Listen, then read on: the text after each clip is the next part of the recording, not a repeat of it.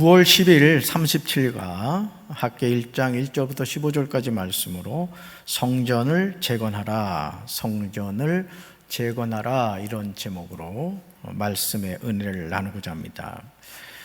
자, 오늘 이 내용은 바벨론에서 귀향한 이스라엘 백성에게 이 성전 건축에 대한 열망이 있었죠.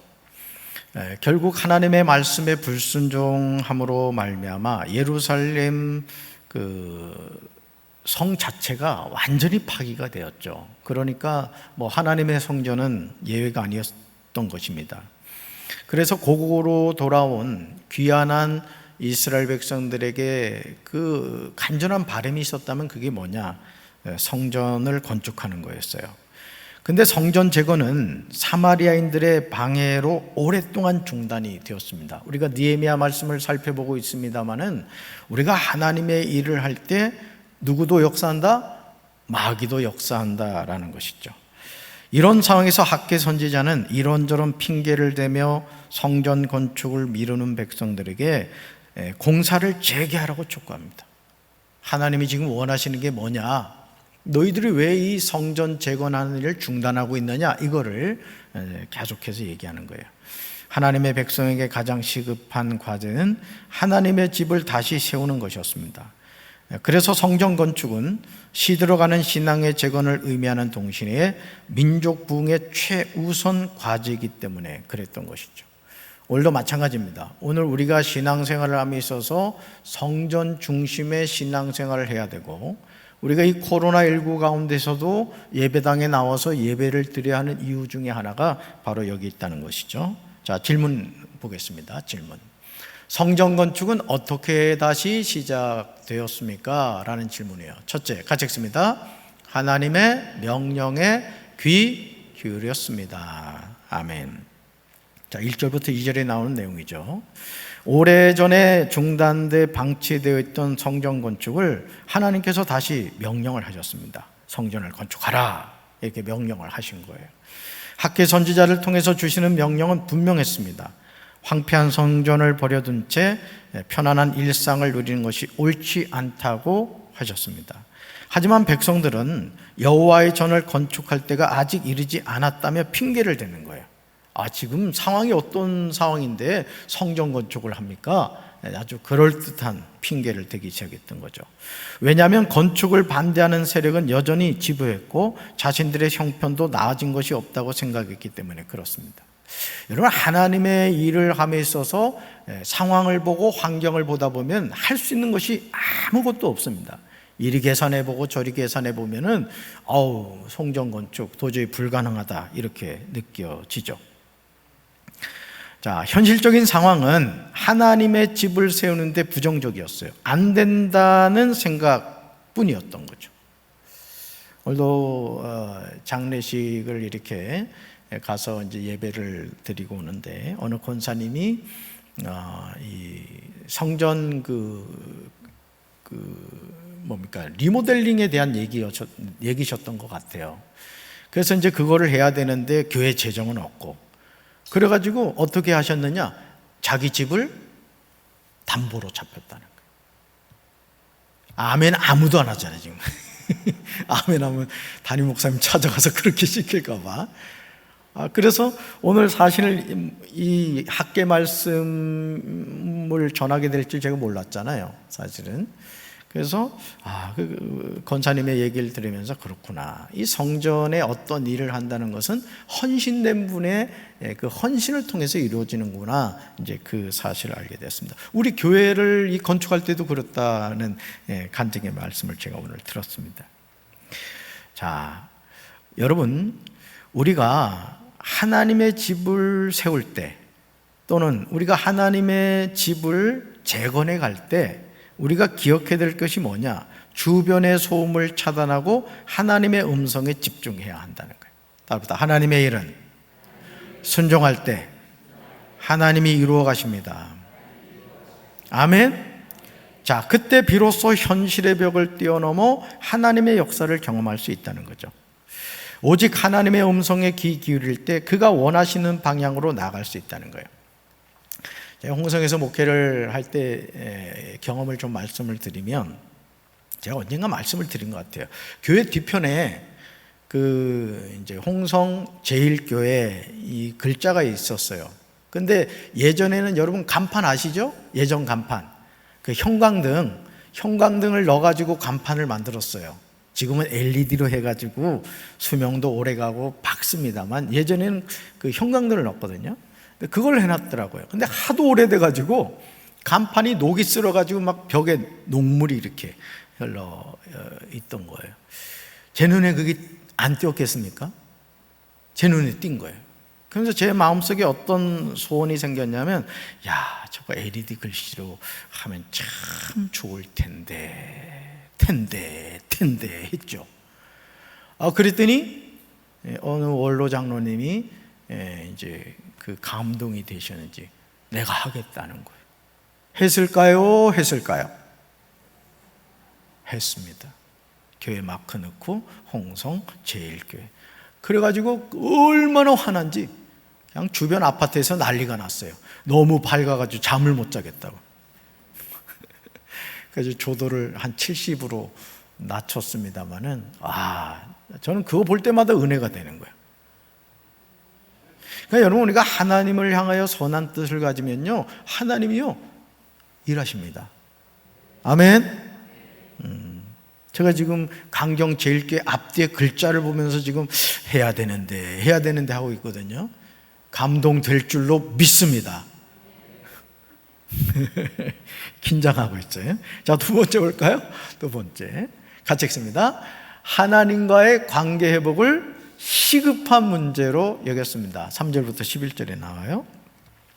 바벨론 포로 생활에서 돌아온 이들은 과거의 실패가 하나님과의 잘못된 관계 때문임을 알았습니다. 여러분, 결국 왜 이스라엘이 망했냐 이거예요.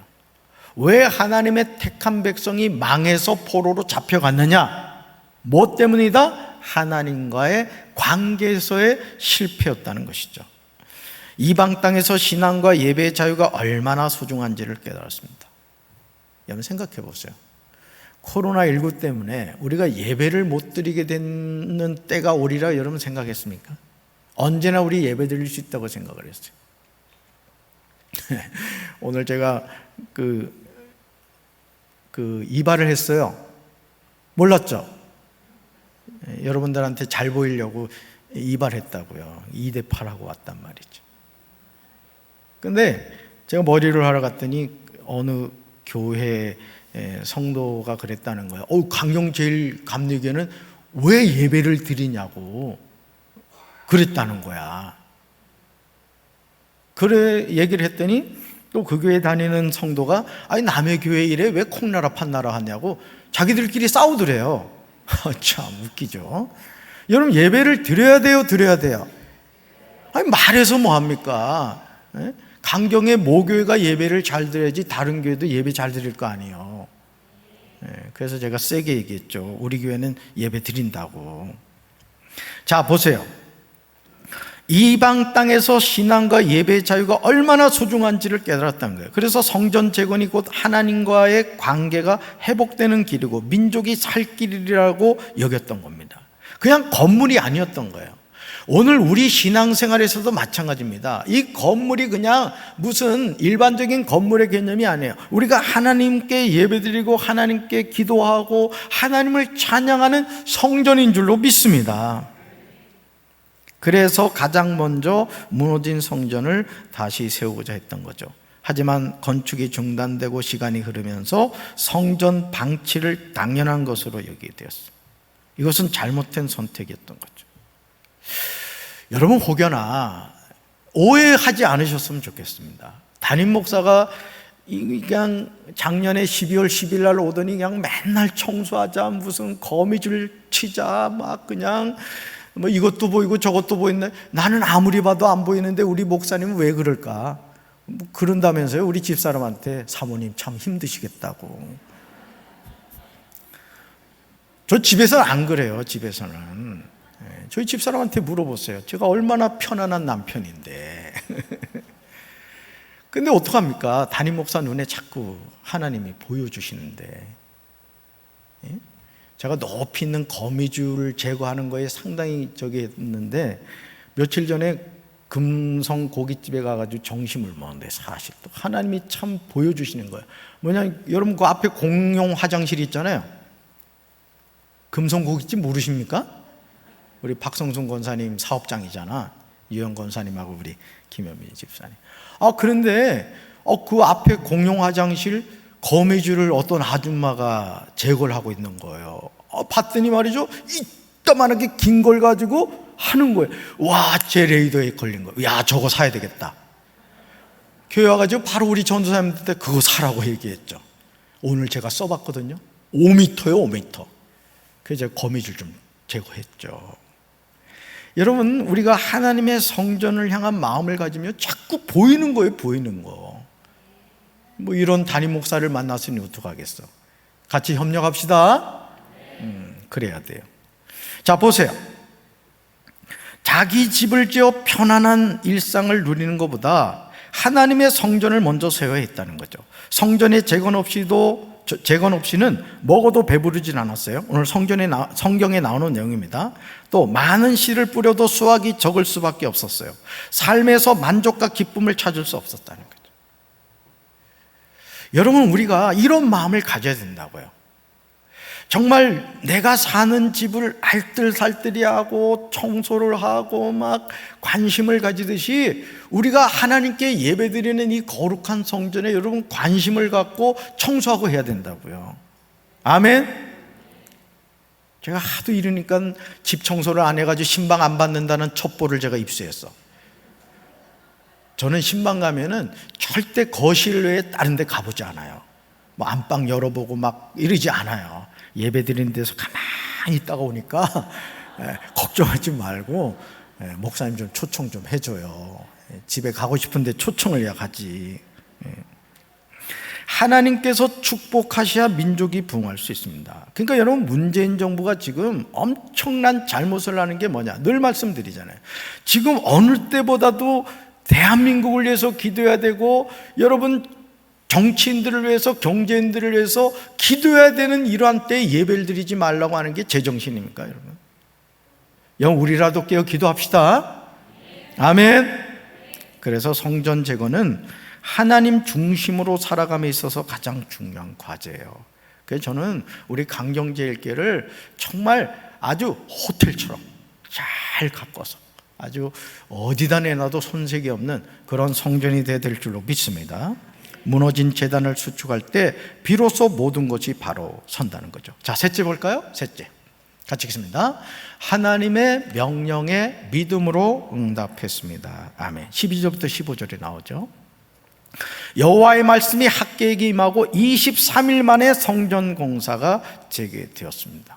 이 느헤미야와 지금 같은 맥락의 내용을 우리가 볼 수 있죠.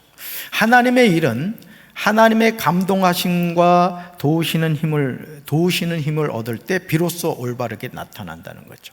답시다. 하나님의 일은 하나님이 능력 주시고 힘 주시고 물질 주셔서 감당하게 합니다. 아멘. 제가 목회를 하면서 깨달은 게 뭔지 아세요? 담임 목사가 하나님을 향하여 사모하는 마음을 가지면요, 그 일을 하게 됩니다. 여러분, 이 앞에 있는 이 LED 스크린도요, 우리 교회 어느 성도님의 헌신으로 이거 하게 된 겁니다. 사실 제가 강경제일교회 와서 조신하게 있으려고 그랬다니까. 아무것도 안 하고.